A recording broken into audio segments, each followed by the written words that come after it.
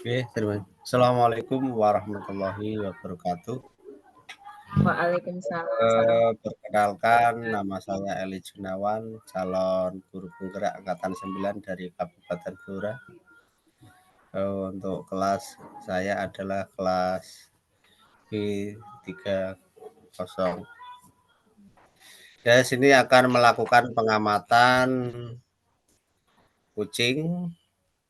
Saya sendiri nanti bertindak sebagai pengamat atau supervisor, kemudian Bu Indri sebagai coach, serta Bu Susilowati sebagai coach. Sebelum kegiatan untuk pagi hari ini kita laksanakan, marilah kita berdoa terlebih dahulu. Berdoa dimulai. Selesai. Selanjutnya, sebelum acara ini saya mulai, silakan memperkenalkan terlebih dahulu Bu Indri dan Bu Sisi, dipersilakan. Bu Indri, silakan. Oke, terima kasih atas waktunya. Perkenalkan, nama saya Indriana Dwi Hasdati, calon guru penggerak angkatan 9, unit kerja dari SD Negeri 1 Gabusan, Kecamatan Jati, Kabupaten Blora. Monggo Bu Susi. Oke.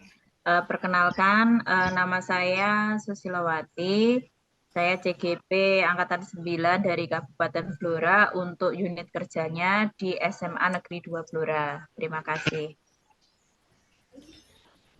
Baik, terima kasih atas perkenalannya. Kemudian untuk pembagian tugas pada pagi hari ini nanti saya akan bertugas sebagai pengamat, kemudian Bu Indriana selaku coach, dan Bu Susilowati sebagai coach. Sudah siap? Ya Pak. Assalamualaikum warahmatullahi wabarakatuh, Bu Indri. Bagaimana kabarnya hari ini? Oke, waalaikumsalam warahmatullahi wabarakatuh. Alhamdulillah Pak, luar biasa sekali hari ini. Gimana dengan Pak Eli pada pagi hari ini? Alhamdulillah juga baik, Bu. Bu Indri, hari ini kan rencananya akan melaksanakan praktek coaching yang dengan model alur tirta. Nah, sebagai pengamat, Bu Indri sebagai coach, sebelum Bu Indri melakukan praktek coaching, ada beberapa hal yang ingin saya tanyakan kepada Bu Indriana. Di dalam pelaksanaannya, praktek coaching nanti, yang akan dilakukan Ibu Indri, target apa yang ingin Ibu capai dalam pelaksanaan praktek coaching tersebut?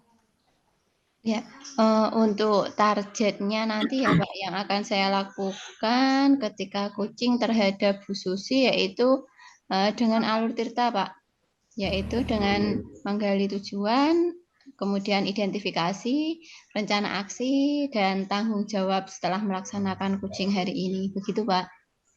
Oke. Terus kompetensi coaching apa yang akan Ibu Indriana kembangkan? Untuk kompetensi coaching yang akan saya kembangkan nanti yaitu kehadiran penuh, Pak. Kehadiran penuh, kemudian mendengarkan dengan rasa dan juga mengajukan pertanyaan berbobot. Ya. Oh, begitu ya, Bu Indri.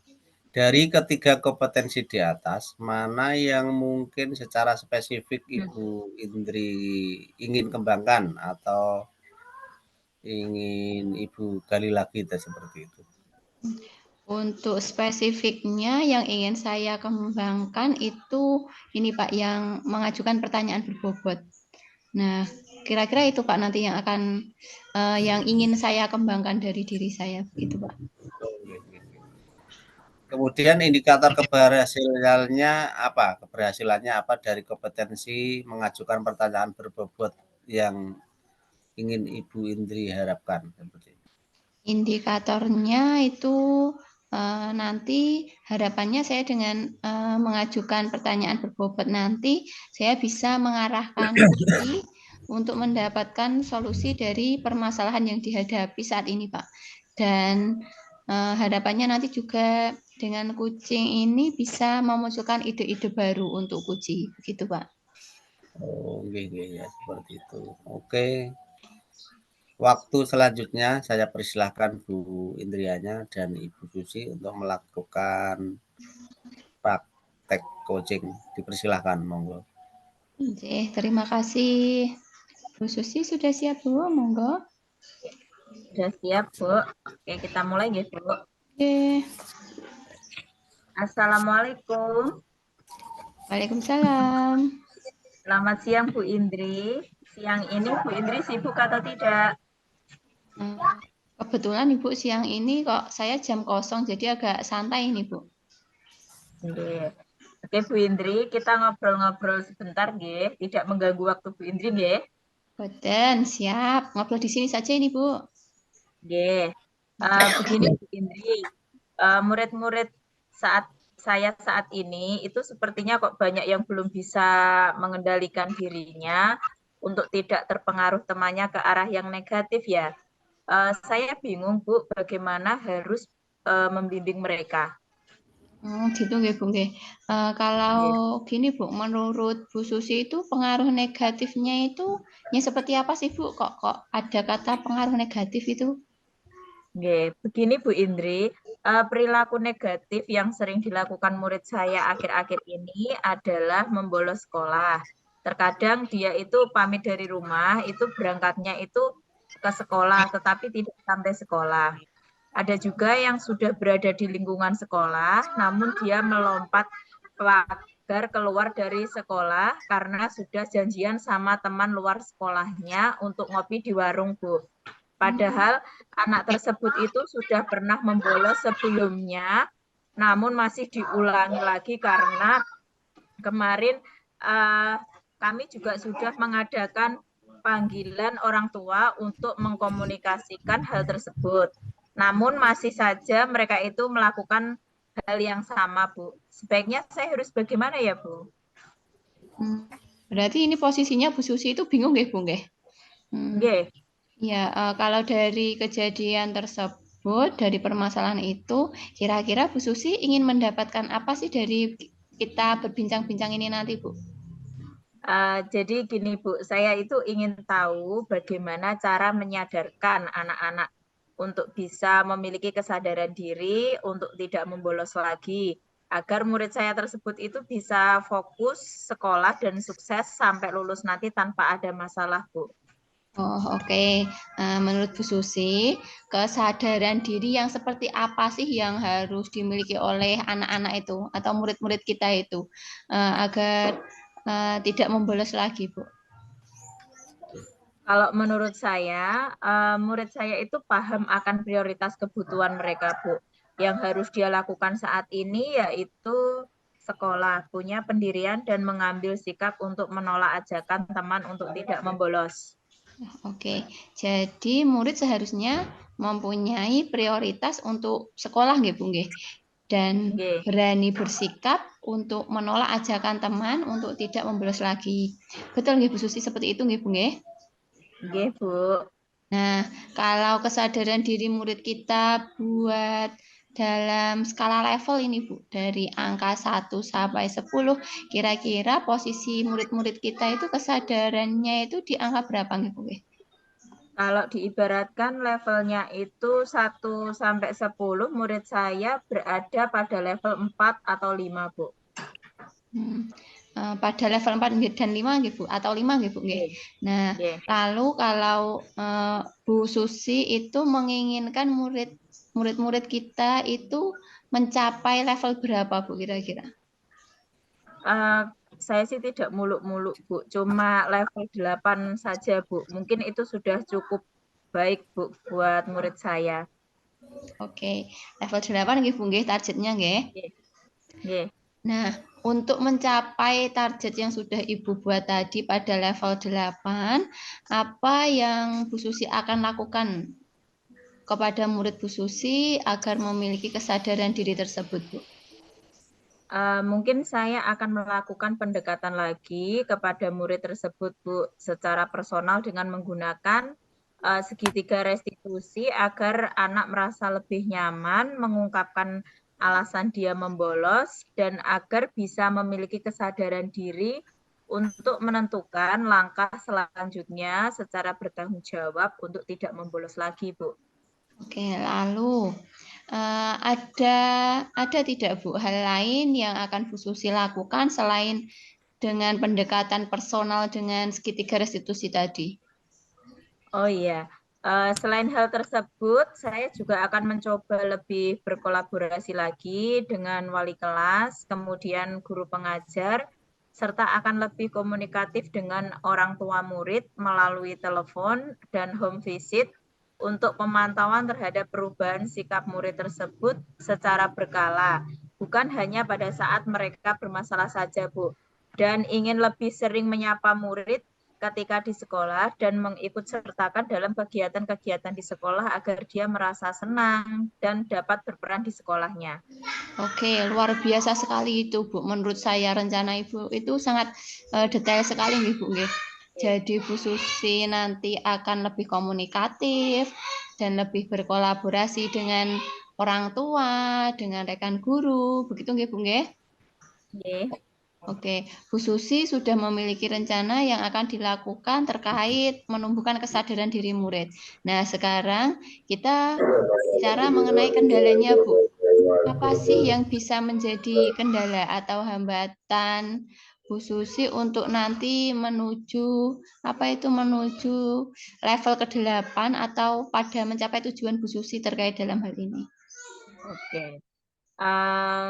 Kalau untuk kendala sih tentunya pasti ada nggih, Bu.